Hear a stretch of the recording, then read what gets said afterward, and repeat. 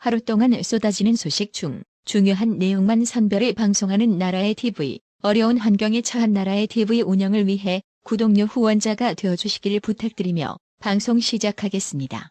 지금 보시는 사진은 마치 아방궁 불야성을 연상케 하는 밤중 불이 환하게 밝혀진 문재인 양산사저 모습인데요. 세계 최고의 원전 산업을 파괴한 문재인이 정작 자기는 전기를 대량으로 사용하고 있습니다. 그동안 마치 친환경 전도사 마냥 깍져왔던 문재인은 왜 그렇게 좋아하라는 태양광 패널을 자기 집구석에는 설치하지 않았을까요? 정승일 한국전력공사 사장이 27일 국민의힘 의원총회에 참석해 지난 정부에서 탈원전 정책으로 인한 전기요금 인상에 대해 제대로 분석할 수 없었다며 지난 정부에서 10차례나 전기요금 인상을 요청했는데 물가 상승을 이유로 정부가 거부했다고 말했다고 복수의 참석자가 전했는데요. 영화 보고 엿 같은 신념으로 탈원전 추진하다 국민에게 전기료 인상 떠넘겼으니 다음 달부터 인상된 전기료 요금은 바로 문재인에게 청구하면 될 것 같습니다. 이날 국민의힘 의원총회에서는 탈원전이 한국전력 부실화와 전기요금 인상의 중요 요인이라는 주장도 나왔습니다. 주한규 서울대 원자핵공학과 교수는 원전 이용률만 탈원전 이전 수준인 81.6%로 유지했더라면 11조 원의 손실은 막을 수 있었고 한전은 적자를 모면할 수 있었다고 했습니다. 탈원전에 따른 지난 5년간 발전 손실액 11조 원의 원전 업계 피해 등 부수적 손실까지 모두 포함한 총 손실 비용은 23조 원에 달하고 한전 부채는 5년간 41조 원이 늘어났다고 합니다. 권성동 원내대표는 문재인 정권 5년 내내 탈원전은 성역이었다며 잘못은 전 정권이 하고 사과는 새 정권이 하게 됐다. 정말 안타까운 일이라고 했습니다. 서해에서 북한군에게 살해, 소각당한 공무원 이대준 씨의 친형인 이래진 씨는 더불어민주당이 28일 서해 공무원 피살 사건 태스크포스 TF를 발족시킨 것에 대해 또 TF를 만들었다고 하면서 개인사까지 들먹인다라며 분노했습니다. 민주당은 국민의힘이 지나치게 정략적으로 사실 왜곡을 많이 하는 것 같다며 해당 TF를 발족시켰습니다. 이래진 씨는 2년 전 사건 당시 민주당은 TF를 만들어 저한테 같은 호남이니 같은 편 아니냐, 월북 인정하면 보상해주겠다라고 회유했다라며 기금을 조성해서 해주겠다, 어린 조카들을 생각해서 월북 인정하라, 그러면 해주겠다고 했다라고 폭로했습니다. 이래진 씨는 저는 단호히 거절했다라며 동생은 월북을 안 했고 그런 돈 필요 없고 동생의 명예를 찾을 것이고 진상규명하겠다고 했다. 그런 돈 없어도 내가 충분히 벌어서 조카들 먹여 살릴 수 있다고 했다라고 했습니다. 민주당이 또다시 TF를 발족한 것에 대해서는 그들은 이제 또 TF를 만들었다고 하면서 개인사까지 들먹인다라며 우리나라 사람들은 빚 있으면 이혼했으면 월북이라는 기가 막힌 논리 아닌가? 살아있을 때 구하던지 대한민국에 끌고 와서 우리나라 법으로 처벌해야 맞는 거 아닌가? 그 첩보라는 거 듣고 뭐 했는지 묻고 싶다라고 했습니다. 이래진 씨는 지들은 툭하면 무죄 추정의 원칙에 의해 발광을 하면서 힘없는 국민을 매도하고 집단으로 스스로 누워서 침뱉기를 한다라며 자국민과 마치 전쟁을 치르자는 식으로 추잡스러운 짓거리로 대응을 하는데 진짜 자료는 아직 공개도 하지 않았다. 진상조사 TF 꾸렸으면 당당하게 직접 피해자부터 만나야 정상적인 거 아닌가? 라고 했습니다. 28일 검찰 중간 간부 인사가 났는데요. 윤석열 정부 첫 검찰 인사가 역대 최대 규모로 물갈이됐습니다.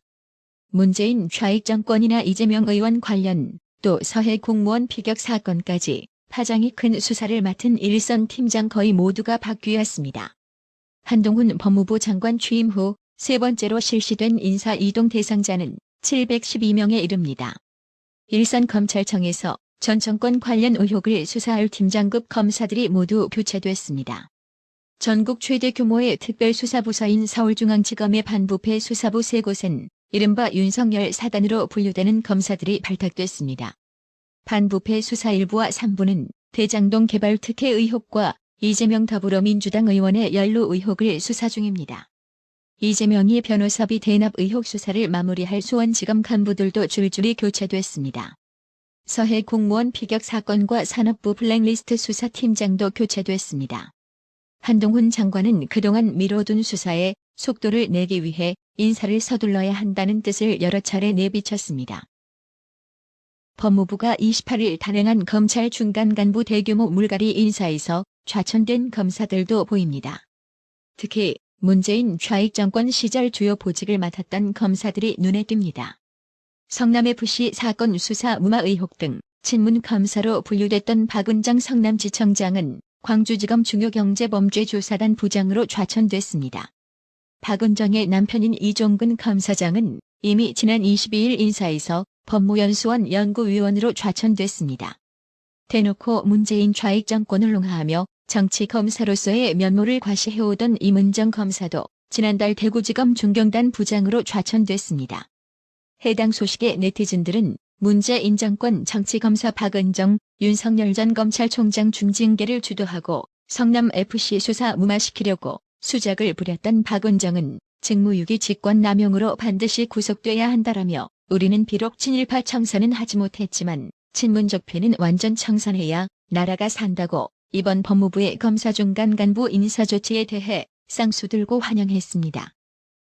부패, 경제범죄로 검찰의 직접 수사 범위를 제한한 검수완박법에 대해 법무부가 헌법으로 보장된 검사의 수사와 공소 기능을 침해한다며 헌법재판소의 권한쟁의 심판을 청구했습니다. 법무부는 27일 한동훈 법무부 장관과 검사 4명 명의로 국회를 상대로 한 권한쟁의 심판을 청구했다고 밝혔습니다. 권한쟁의 심판은 한 국가기관이 다른 국가기관의 헌법상 권한을 침해했는지 헌재가 가리는 소송입니다. 법무부는 권한쟁의 심판 사건에 대한 결정을 내릴 때까지 법안의 효력을 정지해달라는 가처분 신청도 냈습니다. 한동훈 장관은 이날 정부 과천청사에서 기자들과 만나 국회의 입법 자율권도 헌법과 법률 한계 내에서 행사돼야 하는데 명백히 헌법과 법률의 한계를 넘어 청구에 이른 것이라고 설명했습니다. 헌법에 명시된 검사의 영장 청구권이 검사의 수사와 공소 기능을 전제하고 있는데 이 기능을 침해당했다는 것입니다. 한동훈 장관은 또 사법 시스템은 국민을 범죄로부터 보호하기 위한 도구인데 그 도구가 잘못된 절차를 통해 잘못된 동기, 내용으로 망가지게 되면 국민이 범죄로부터 덜 보호받게 된다며 그걸 막기 위해 권한쟁의 심판을 청구한 것이고 필요하다면 제가 법정에 나갈 수도 있다고 강조했습니다. 청구인에는 검찰 사무 최고감독권자인 한동훈 장관뿐 아니라 헌법재판 업무 담당자인 김선화 대검찰청 공판 송무부장 등 검사 4명이 포함됐습니다. 김진태 강원지사 당선자가 최근 최문순, 강원도정이 연내 971억 원을 지원하는 도내 170여 개 단체와 261건의 사업, 도청 산하위원회 189개에 대해 보조금 지원을 중단하는 등 대대적인 수술에 들어간다고 예고했습니다. 김진태 당선자는 지난 23일 강원도청에서 기자회견을 열고 2022년 170여 개 단체와 총 261건의 사업에 971억 원의 도비가 투입됐다며 다수가 타당성이 의문스럽고 목적도, 내용도, 효과도 불투명해 보인다고 밝혔습니다. 김진태 당선자는 문제가 아주 명확한 사업들에 대한 지원만 바로 중단해도 971억 원 예산을 대폭 절감할 수 있다며 해당 예산을 통해 소외된 분들과 강원도민들의 혜택을 누릴 수 있는 지원은 오히려 더 늘려가겠다고 강조했습니다. 김진태 당선자가 예를 든 단체는 강금실 전 법무부 장관이 공동위원장을 맡은 2018 평창기념재단의 평창평화포럼과 좌파 성향인 문상군 배우가 이사장을 맡고 있는 평창국제평화영화제 등입니다. 평창평화포럼에는 연마다 3일짜리 행사에 예산 12억 원이 투입되고 평창국제평화영화제는 사업비 22억 6,500만 원 가운데 강원도비 18억 원, 평창군비 3억 원, 자부담 1억 6,500만 원이 투입됩니다. 아울러 김진태 당선자는 2010년 대비 규모가 2배 이상 증가한 189개의 도청 산하위원회에서 지난해 1년 동안 회의를 단 한 번도 개최하지 않은 위원회 31개와 회의를 딱 한 번 개최한 위원회 55개 등 총 86개 위원회부터 폐지하겠다고 밝혔습니다. 김진태 당선자는 최근 언론 보도에서 다른 광역지자체 당선인들도 방만한 조직의 혁신을 다짐하고 있는데 우리 강원도가 혁신 경쟁의 흐름에서 뒤처져서야 되겠느냐며 윤석열 대통령도 공공기관 혁신을 밀어붙이는 만큼 방만한 운영에 대해 과감하게 메스를 대겠다고 덧붙였습니다. 김진태 당선자의 이날 회견은 평창국제평화영화제의 개막식이 열린 날이었습니다. 해당 영화제에는 문성근 이사장을 포함해 배우 김규리, 배우 권혜요 등이 참석했습니다. 해당 영화제에 참석한 배우들 보니 그냥 지원 중단하는 게 맞는 것 같네요.